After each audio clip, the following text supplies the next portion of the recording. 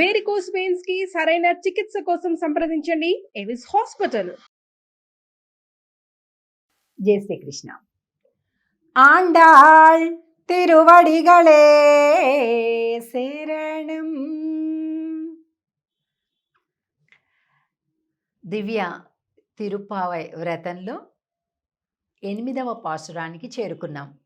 పాసురమేమో 8వది. నిద్ర మేలుకొలపబడేటటువంటి గోపికనేమో 3వ గోపిక. 6వ పాశురం నుండి ఒక్కొక్క గోపికని నిద్ర మేలుకొలుపుతున్నారు కదా. సో ఈరోజు 8వ పాశురం ఇంకొక గోపిక అన్నమాట. ఈ ఆండాళ్ గోష్ఠిలోని ఈ ఆడపిల్లలందరూ కూడా మనం వ్రతం చేయాలి, ఆ వ్రతం ఎలా చేయాలి, ఏం చేయాలి, ఎప్పుడు చేయాలి అనేదంతా కూడా మనకి స్వామి కృష్ణుడు చెప్తాడట. ఏమ్మా, నిన్నటి వరకు కూడా మన పెద్దలే మనల్ని ఆపేశారు వెళ్ళనివ్వకుండా, ఇప్పుడు మన పెద్దలే మనల్ని వెళ్ళమంటున్నారు స్వామి దగ్గరికి వ్రతం కోసం. తొందరగా లేవండి, తొందరగా లేవండి అంటూ మనకిష్టం కదా అని మనం చకచక వెళ్ళడం కాదు, అందరినీ కలుపుకొని వెళ్ళాలి అని చూస్తున్నారే, అది కృష్ణుడికి ఇష్టం, అది భగవంతుడికి ఇష్టం. 10 మందితోటి కలుపుకొని దైవ కార్యాన్ని చేయాలి మనం, దాన్ని చెప్తుందన్నమాట ఇది.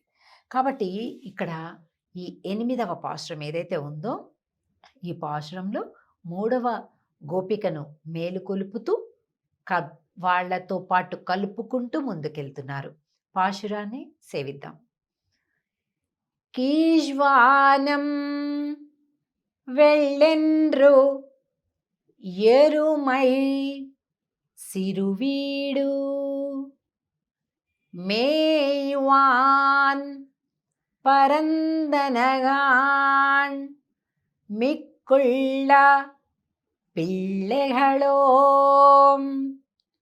போவான் போகின்றாரை போகாமல் காத்து உன்னை கூவுவான் வந்து நின்றோம்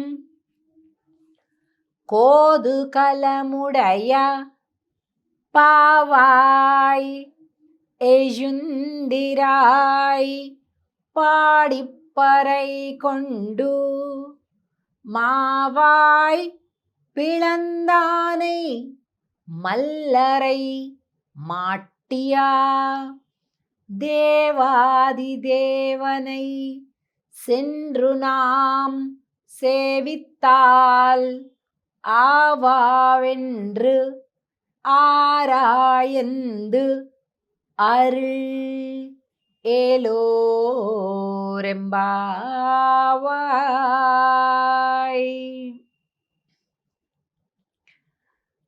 కోదు కలముడయ పావాయ్ అంటున్నారు, ఓ పతివ్రత స్త్రీ అంటున్నారు.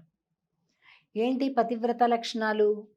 భర్తని తప్ప మరొకరిని గురించి తలపులోకి కూడా రానివ్వనటువంటి, చక్కగా భార్యా ధర్మాన్ని నిర్వర్తించేటటువంటి వాళ్ళని అంటాం కదా. మరి వీళ్ళంతా పెళ్లిగానే ఆడపిల్లలు, మరి ఈవెండెందుకు పావాయ్ అంటున్నారు, పతివ్రత అంటున్నారు అంటే, ఆ శ్రీకృష్ణ నామం తప్ప అసలు ఇంకోటి ఏది తలచదు. కృష్ణుడే కావాలి. హనుమంతుడికి ఎలాగైతే రాముడు ఒక్కడే కావాలో, అలాగే ఈ గోపిక కృష్ణుడే కావాలన్నమాట. ఇంకే దేవీ దేవతల్ని కూడా ఆమె స్మరించదు, పూజించదు, జపించదు. అందుకని పతివ్రత స్త్రీ అంటున్నారు. ఇంకొకటి ఏమంటున్నారు? కోదు కలముడయ అంటే గొప్ప కుతూహలం, అంటే అందరికంటే ముందు నేనే ఫస్ట్ అందరినీ లేపుతాను అని చెప్పిందట ఈ గోపిక. కానీ రాలే, ఇంకా పడుకొనుంది. వీళ్ళందరూ వచ్చి చెప్తున్నారనమాట, అమ్మా కీజ్వానం వెళ్ళెండ్రు ఎరుమై సిరువీడు. పశువులన్నీ కూడా వెళ్ళిపోతున్నాయి చూడు, సిరువీడు, పొద్దున్నే కొద్దిగా మెయ్యడానికి వెళ్తాయి చూసారా, అక్కడికి వెళ్ళిపోయి. కీజ్వానం వెళ్ళెండ్రు, తూర్పు వైపు చూడమ్మా, చక్కగా తెల్లవారిపోతుంది మంచిగా. కీజ్వానం వెళ్ళెండ్రు ఎరుమై సిరువీడు, ఆ అన్ని ఇట్లా కాంతి రేఖలు ఇట్లా తూర్పు నుంచి వస్తూ ఉంటుంటే పడమర వైపు చీకటి ఇట్లా ఇట్లా ఇట్లా వెనక్కి వెళ్ళిపోతుంది అన్నట్లుగా చెప్తున్నారు అనమాట ఈ పాశ్రంలో. అంటే జ్ఞానము ఉదయిస్తూనే అజ్ఞానము పటాపంచలైపోతుంది అని అర్థం అన్నమాట. కీజ్వానం వెళ్ళెండ్రు ఎరుమై సిరువీడు మేయ్వాన్ పరందనగాన్ మిక్కుళ్ళ పిల్లగళం. మిగిలిన పిల్లలందరూ వచ్చేశారు. అందరూ మిక్కుళ్ళ పిల్లగళం అందరూ వచ్చేసేసారు.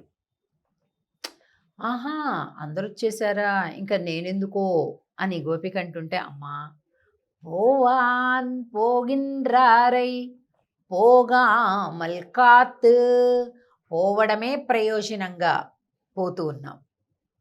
అంటే వెళ్ళాలి వెళ్ళాలి వెళ్దామని బయలుదేరాం, కానీ నువ్వు రాలేదు అన్న విషయం ఒక్క నిమిషం ఆలస్యంగా చూసాం. చూసి ఏం చేసాం, వెంటనే ఆగిపోయాం, అందరం ఆగిపోయాం. ఏమైంది, కూవాన్ వంద్ నిండ్రోమ్, నీ ఇంటి ముంగిట నిలబడ్డాం, అందరం ఆగిపోయాం, వెళ్ళేవాళ్ళం ఆగిపోయాం. అంటే బయలుదేరారు కదా, వెళ్తున్నారు కదా, వెళ్ళండిలే. నువ్వు లేకుండా మేము వెళ్ళాం. మేమనుకున్నాం నువ్వు ఉన్నావు అనుకున్నాం, అనుకొని బయలుదేరాం. కానీ చూడగానే ఏమైంది, నువ్వు లేవు. అది తెలిసిన వెంటనే ఎక్కడ వాళ్ళం అక్కడ ఆగిపోయి నీ ఇంటి ముందుకు వచ్చి నిలబడ్డాము. ఉన్నై కూవాన్ వంద్ నిండ్రోమ్ కోదు కలముడయ్య, కుతూహలం కలిగిందానివి కదా, పావాయ్ ఓ పతివ్రత స్త్రీ, ఎజుందిరాయ్ మేలుకొమ్మ, మీరందరూ వెళ్ళిపోతున్నారు కదా, నేను ఇంకా రాలే కదా, అట్లా లోపల ఆ గోపిక అంటున్నట్లుగా భావం చేసి, అమ్మా పర అనేటటువంటి వాయిద్యాన్ని స్వామి ఇస్తా అన్నాడు కదా, మర్చిపోయావా, పాడి పరైకుండు మావాయ్ పిళందానై మల్లరై మాట్టియా. అంటే ఆ కేశి అనేటటువంటి గుర్రమును ఇట్లాగా చీల్చివేసేసాడు. ఎంత పరాక్రమం ఉన్నాడు మన స్వామి యొక్క లీలను మనం పాడుకోవద్దు. మల్లరై మాట్టియా, మల్లయోధులు, ఆయన మామ కంసుడు, చాణూరుడు, ముష్టికుడు అనేటటువంటి ఇద్దరు మల్లయోధుల్ని పెట్టాడు కృష్ణుడి బలరాముడి మీదకి. వాళ్ళని మట్టి గర్పించేశారు. ఎంత పరాక్రమం మన స్వామిది, మర్చిపోయావా? మనందరం కలిపి ఆ ముచ్చట్లు చెప్పుకోవద్దు, ఆ పాటలు పాడుకోవద్దు?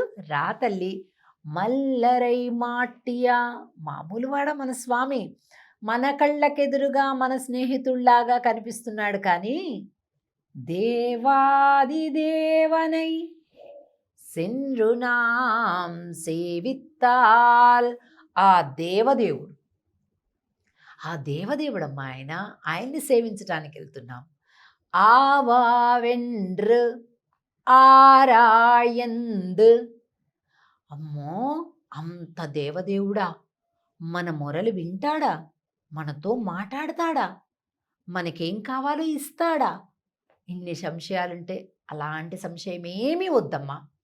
మనం వెళ్తూనే ఆవా వెండ్రు, అయ్యో అయ్యో అంటాడట స్వామి.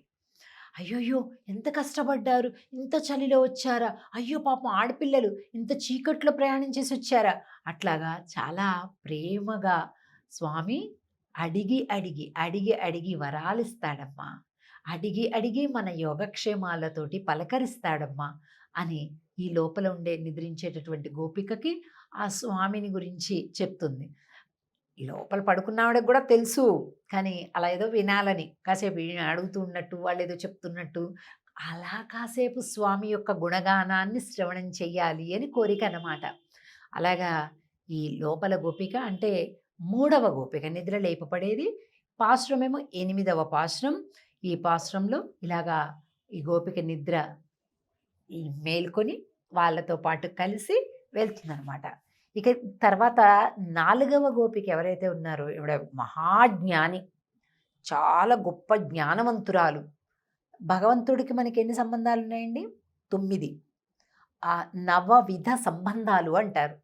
ఆ నవవిధ సంబంధ జ్ఞానం కలిగినటువంటి గోపిక అనమాట ఆ 4వ గోపిక. 9వ పాశ్రంలో చూస్తాం. తిరిగి కలుద్దాం 9వ పాశ్రంలో. ఆండాళ్ తిరువడిగళే శరణం. జై శ్రీకృష్ణ.